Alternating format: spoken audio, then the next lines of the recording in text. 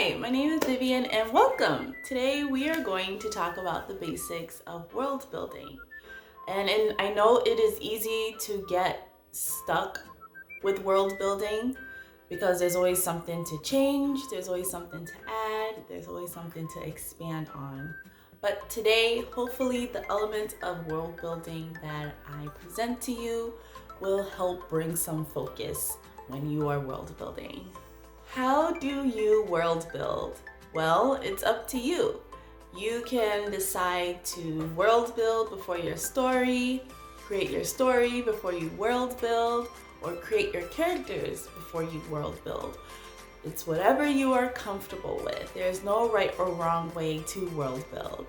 A great way to world build is by combining your character and plot with the world building so that they can feed off of each other. What is your character? Your character can be a regular human being.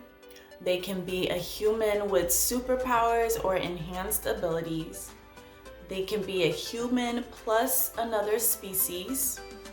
For example, let's take a cyborg, and you can have their distant descendants. As the years go by, they have less and less human DNA, but then they become more cyborg, but they still have remnants of human DNA. That could be pretty cool, but that will still fit in the human plus species category.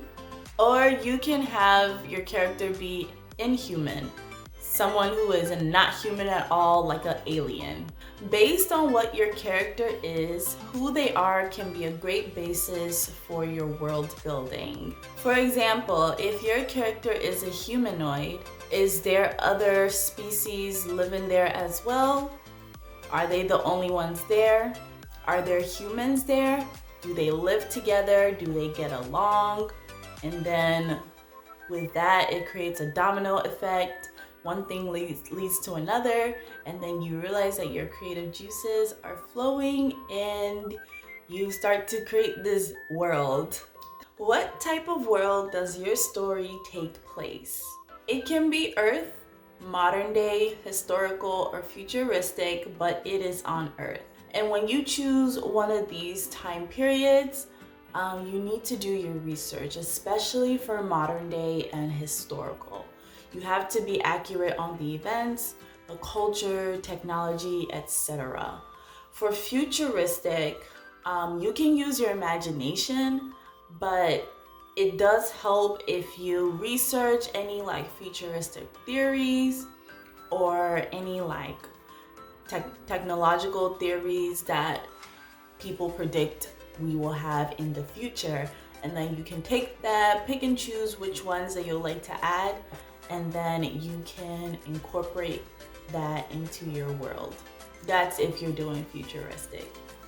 Also, you can create a fictional state or city. For example, like Gotham City. Gotham City is a fictional city, but it still follows the rules of modern Earth and even the rules of the United States. But they have their own names of buildings, names of streets, etc. You can create an alternate Earth. So the alternate Earth has the same atmosphere, the same ecosystem, the same animals, the same vegetation. It's like Earth.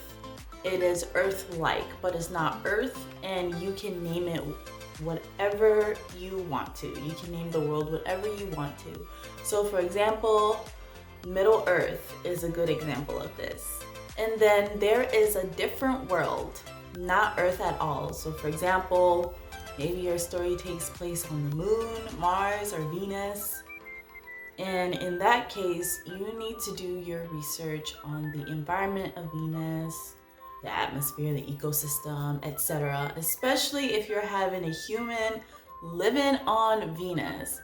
How can a human survive on Venus? And then you have to do your research on that.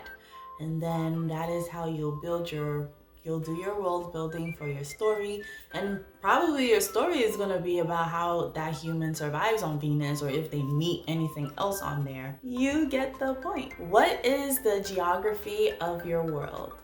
Think about any major weather changes or climate changes and have it be directly related to your plot. For example, like the movie Twister. You're going to have to explain the weather changes and directly weave it into your plot. For example, let's take a snowstorm. Let's say that the world you create, there is a snowstorm that happens once every month. How do the people in the world survive in the snowstorm every month? Number 2, does the world still experience the 4 seasons? How does your character and the people in the world survive in a place that has a snowstorm every month? Maybe the storyline can be that there is 1 month that there isn't a snowstorm.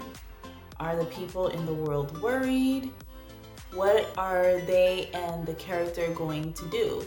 Would they be able to survive with this disruption in the snowstorm coming about every month? Also, for your geography, think about the different terrains that your characters will come in contact with. Are they gonna be in a desert at one point in the story, or are they gonna be in like a grassy hill type of land? So you gotta list all the different terrains that your character is gonna come across. And also, this is also a good way to show a passing of time, especially if you're writing like a journey or a quest type of narrative. You can talk about the different terrains that your characters are going to travel on, so that it can show, okay, they've been traveling for this many months or this many years or this many days. Systems. What systems do you have in your world? It could be magic systems, it could be technology, it could be both. Let's talk about magic systems first. Magic systems. If there is magic in your world, does the magic come from a life force? Does it come from the gods? Does it come from herbs and ingredients in nature? Or does it come from practicing certain rituals? Establish how the magic is created and where it comes from. Also, think about who can do magic and who cannot. Is it everyone that can do magic? Is it only a select few?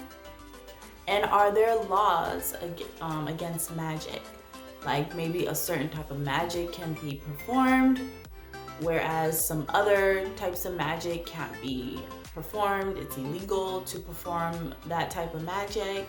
And is magic accepted or banned? Also, think about what magic can and cannot do. Set some limitations and some realistic restrictions on the magic that you create. So one day I was listening to the Self-Publishing Formula Show podcast, and they were talking about magic systems, and they were interviewing this guy who actually studies magic systems. He lives, eats, and breathes magic systems. Like when you listen to him talk, he is so passionate about magic systems. So when I was listening to the episode, he had so much knowledge, and he does have a YouTube channel, and there was a worksheet that was available on the Self-Publishing Formula website that I downloaded of magic systems. I am going to link his YouTube channel in the description, and hopefully the worksheet is still there. If it is, I will also link to that worksheet. Next system is technology. What level is the technology in your world? Especially if your story is like a period piece, you need to be accurate with the type of technology during that time, especially if it's historical. So is it pre-industrial technology? Is it industrial technology? Is it advanced? Is it modern technology? Is it futuristic technology? Decide what level of technology is in your world.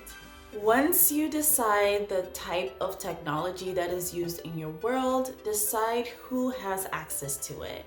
So is it everyone that has access to this technology? If so, what levels of that technology?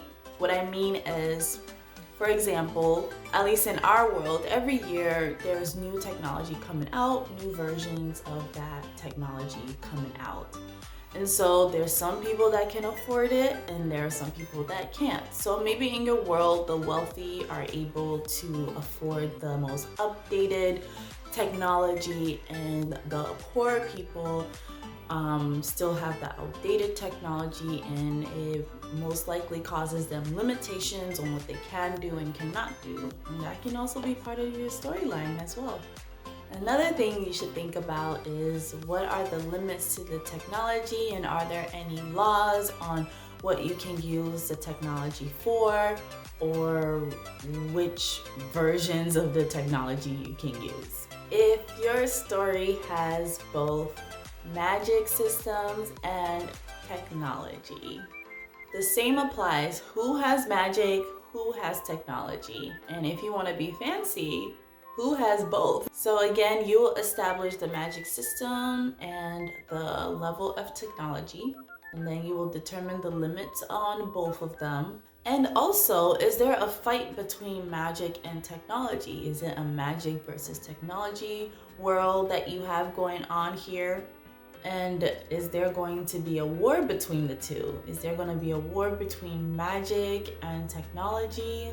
Who is going to win? You can also create the culture of your world to surround the magic and the technology, because it will influence their everyday life.